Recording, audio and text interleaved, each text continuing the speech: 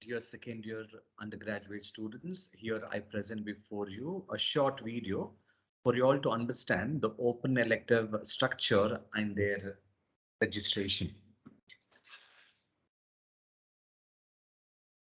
Now, choice-based credit system, it is an instructional package which was developed to suit the need of students to keep the pace with the developments in the higher education. Basically, here in choice-based credit system, there are choices that are being offered to the students for them to choose electives from the pool of electives provided. Okay, now these electives would be of interdisciplinary in nature, multidisciplinary in nature. It could also bring in a certain amount of skills in you and also sort of value based. Basic idea of this choice-based system was to provide a sort of a holistic development of students. Now, when we say choice based credit system, credit is like every 15 hours of a course that you choose, you would be getting sort of one credit. If it's a 30 hours, it's like two credits. If it's a theoretical paper, if it's a practical oriented paper, every 30 hours of a practical component that you put in, you get sort of one credit. So whatever number of hours of instructions that you take part, based on those, you are being allotted this credit. So hence the system is also called as the choice-based credit system. Okay, now here it's going to provide you a lot of courses in which you are going to be choosing whatever you intend to do. Okay, now let me talk to you about a program. All of you have taken admissions for a program. Okay, a BA program, a BSc program, BCom, BBA, okay, and different programs you all have been a part of. Whatever programs that you have taken, those programs, they span into semesters. Undergraduate program is for 3 years and have been uh, totally dissected the entire curriculum into 6 semesters. Okay, each of the semesters you are studying certain courses, certain theoretical courses, practical oriented courses for the science students, and for BBA, BCom, BSW, you might be having more of theoretical and the other field-based courses. Okay, so for example, semester one, you might have studied around 5 theory papers. Every theory paper is called as a course. Clear? So total courses that you'd have studied in that semester, okay, are the courses for that semester, and collectively all of the courses that you have studied in 6 semesters comprises of what you called as a program. Clear? Science students, humanities students, they have triple majors. Okay, whereas professional courses like BCom, BPA, BSW, BBC, they all have a single major. Okay, now these courses that you are studying, they are classified or categorized further as a core courses and the elective courses.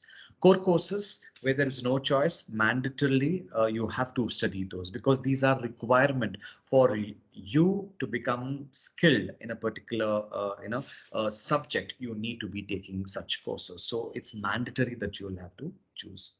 Now certain students might have a different skill set that you need to sort of acquire, which the department might have analyzed that and they have framed it in the curriculum. Okay, and then they would have offered you as elective courses, more than one in number.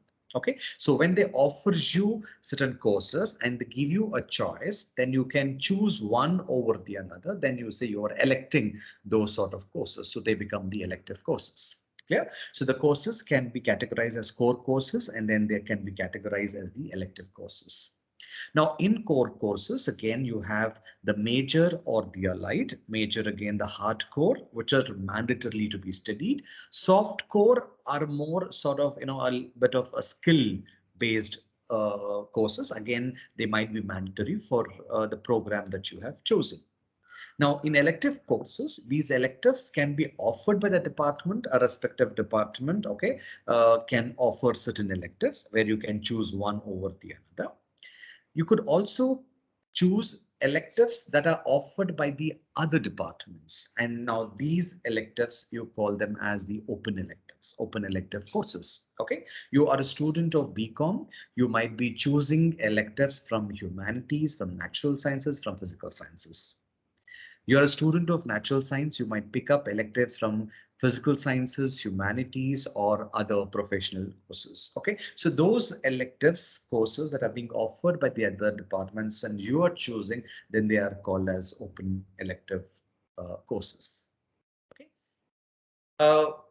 As a program that you all have been a part of, you would have seen that, in semester one, all of you, semester one to semester four, you're all part of language courses. Okay, depending on your preferences, there was a choice that you have made, and then you have chosen these at times, or whatever you have studied in your 11th to 12th, you also might have taken those languages. It could be Kannada, Hindi, Tamil, Sanskrit, French, German. Okay, one of those you might have chosen. English language course, which is mandatory, all 4 semesters you have been a part of. Okay, you're all in the 3rd semester at the moment. Yes, in the 4th semester again, you'll have one more English. Now, you also would have been part of these foundation courses: computer fundamentals, Indian Constitution, environmental science, science and society for BA and BCom students, culture, diversity and society for BSc and BCA students. Okay, all of these you might have been a part of. Okay, based, yes, HRD classes, theology, igniters, and you also have been a part of outreach program, which we categorize under value-based courses. As a student, you have joined St. Joseph's College, you have chosen for one particular program, but that program not only offers only the hardcore courses, but it also providing you a plethora of other courses. Okay, so we are looking here for the holistic development of a student. Hence, all of these are required for you to be a part of. Okay, and then the core courses, which all of you would have been studying from the last first semester, second, third. Now you are just completing the 3rd semester. The 4th semester, again, you'll have a set of courses. Okay, so core courses, as I said, you'll have the hard or the soft courses, which compulsorily you'll have to be studying. Elective courses, in the 4th semester, you have to make certain choices of studying certain open electives, the courses that are being offered by the other departments. Okay, so this is something that I would be focusing a little more on. How would you go through this sort of a process of selecting open electives under this umbrella of choice-based credit system? Okay, and all of you are also aware that you also have to take mandatorily a term paper for the sciences and the humanities students. For certain professional courses, there might be internship which has been made mandatory. Certain students also might do project works, okay, in addition to the term paper. Not mandatory though, but it has some program specific requirement. Clear? In addition, all of you would have been a part of certificate courses for the extra credits for you all to earn. You would have taken part in it, not only for getting just the credits, also if you had to enhance certain skills or you want to equip with little more skills, would have been a part of certificate courses. A lot of activities that you would have been a part of the co-curricular, extracurricular, certain of such activities, you might have got certain credits also, like sports, culturals, and a few more, okay, activities that you are a part of. Okay, this is just for you to give a sort of a structure. Now, a lot of students have a little sort of an anxiety, or might be they would have not understood the structure of what exactly are open electives to be offered in the 4th semester. Now, semester 1, 2, and 3, all of you have completed or almost completing the 3rd semester. You are going to step into the 4th semester. Now, if I have just to take you through semester 3 for sciences, you have 2 languages, one general English and any other language. So you have one paper of 4 hours per week that you would be a part of. So you get around 4 credits per language course, 4 credits per English course. And all of you are part of triple major, so you might have been a part of any of such combinations, MCZ, MCB, and all of those. Yeah, that means you are studying one theory paper under each of this triple major. At the same time, you also would have been studying one practical. This is what would be the number of credits, like 4 into 3, 12. Okay, and then it's going to be another 3. So this is what you'd have been a part in the semester 3.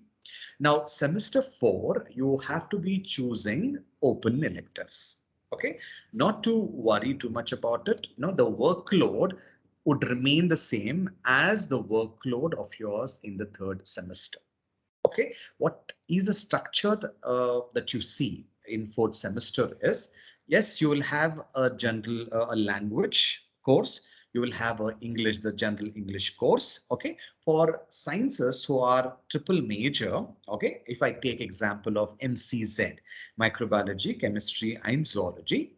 Now, instead of you taking 4 hours of microbiology, 4 hours of chemistry, 4 hours of zoology, fourth semester, you will have only around 2 hours or 2 credit course of microbiology, 2 credit course of chemistry, 2 credit course of zoology against, okay, 4 credits of microbiology, 4 of chemistry, and 4 of zoology. That means the workload of the core paper is 50% reduced in fourth semester. It's only going to be 2 credit course of microbiology, chemistry, and zoology. Okay. Now, where are the other credits that you are going to be earning from?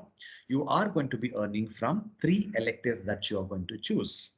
Okay. So you're going to choose 3 open electives from other departments. Each elective is of 2 credits. Clear? That means in a week, 2 hours you would be attending those classes. If you are a part of elective 1, 2 hours of elective 1, 2 hours of elective 2, and 2 hours of elective 3.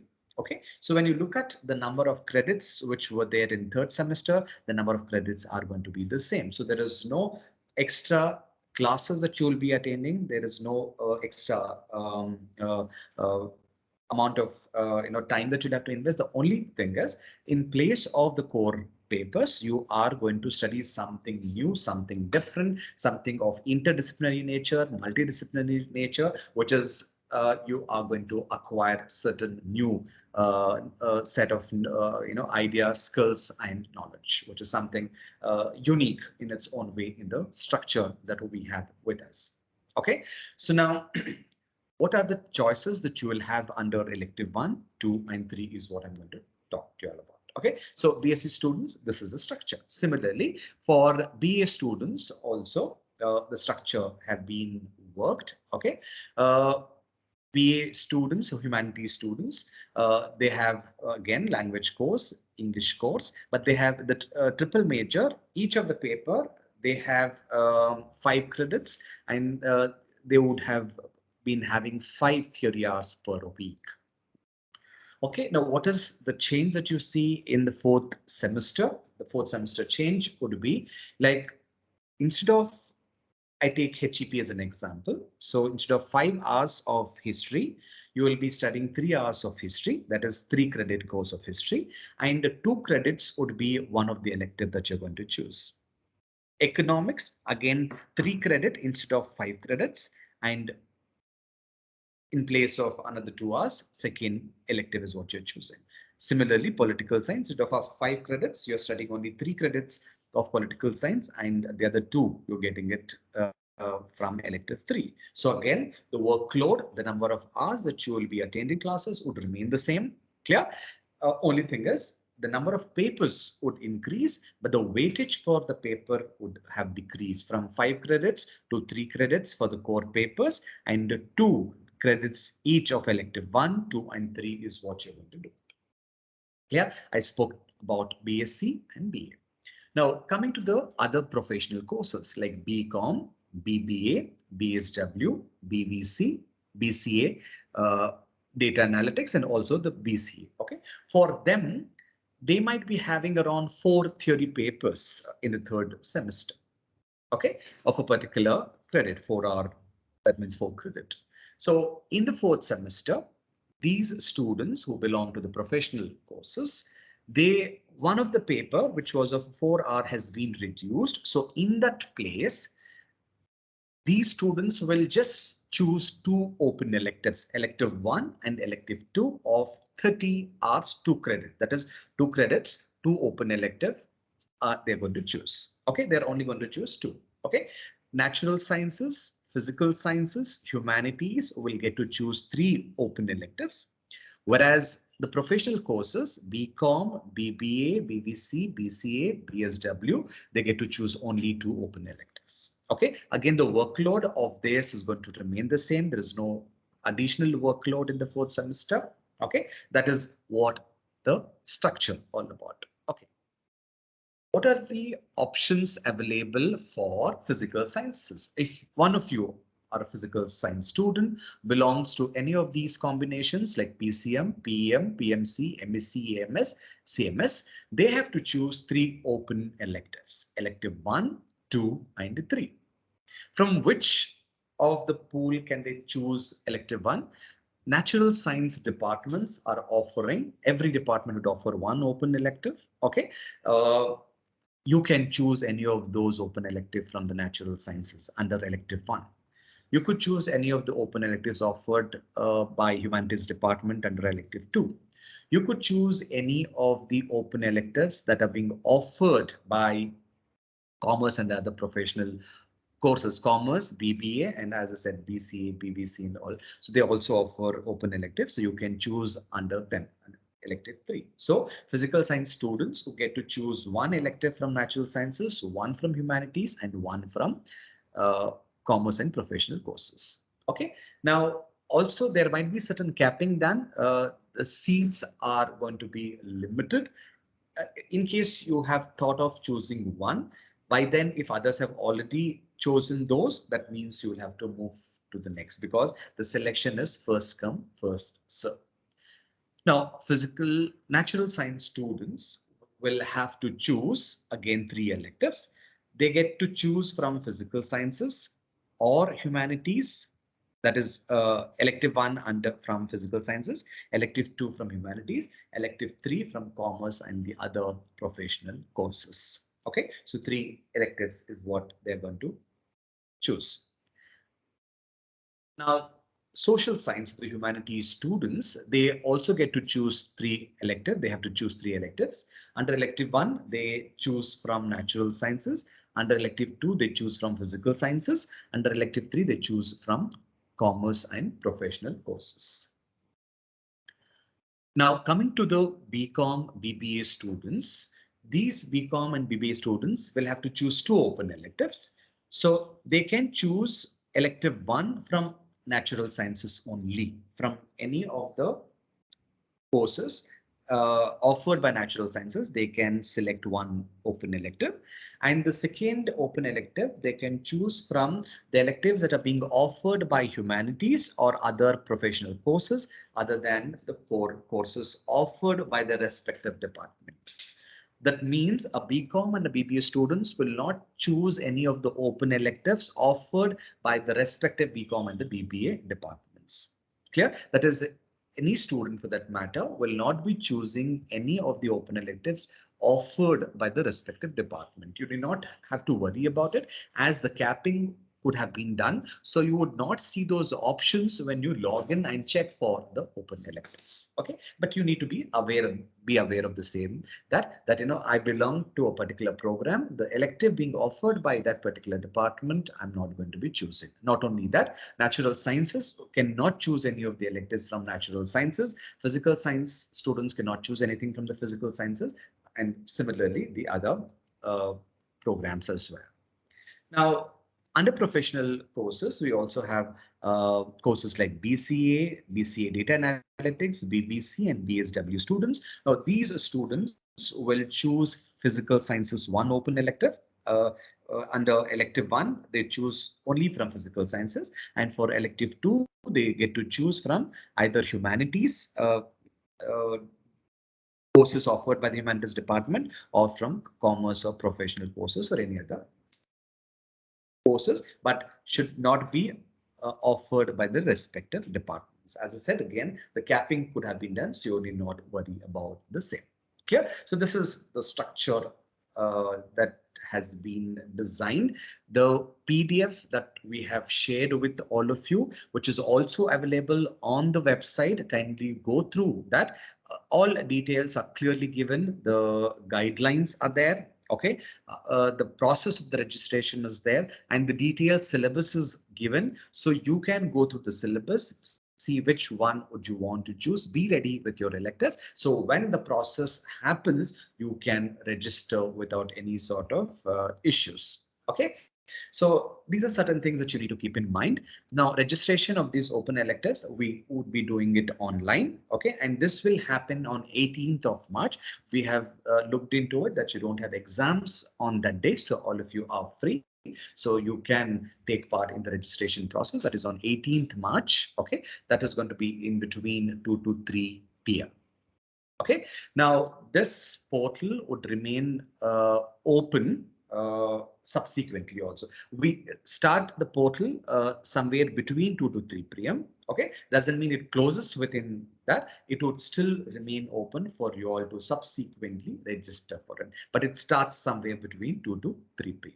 Okay, so that's going to be on 18th March, and we'll keep it open for you all to register till 22nd March. So ensure that all of you registered for the open electives. Okay, now selection of electives is on first come first serve. The PDF that you see, you might have come across that there are only those many seats available for a particular course. So if all students at the same time are registering, if in case those seats get filled up, you might not be able to see the availability of those seats. Okay, then you just need to move to the next. Sometimes it might happen that last one seat, you might also be seeing that seat. The other person also might be seeing when they would have opened, but whoever clicks first from their respective side, that person would get that seat. You might be thinking, I had that seat, but I could not get that because server and other issues. No, this is the logic behind how it sort of functions. So we have priorities: first priority, second priority, third.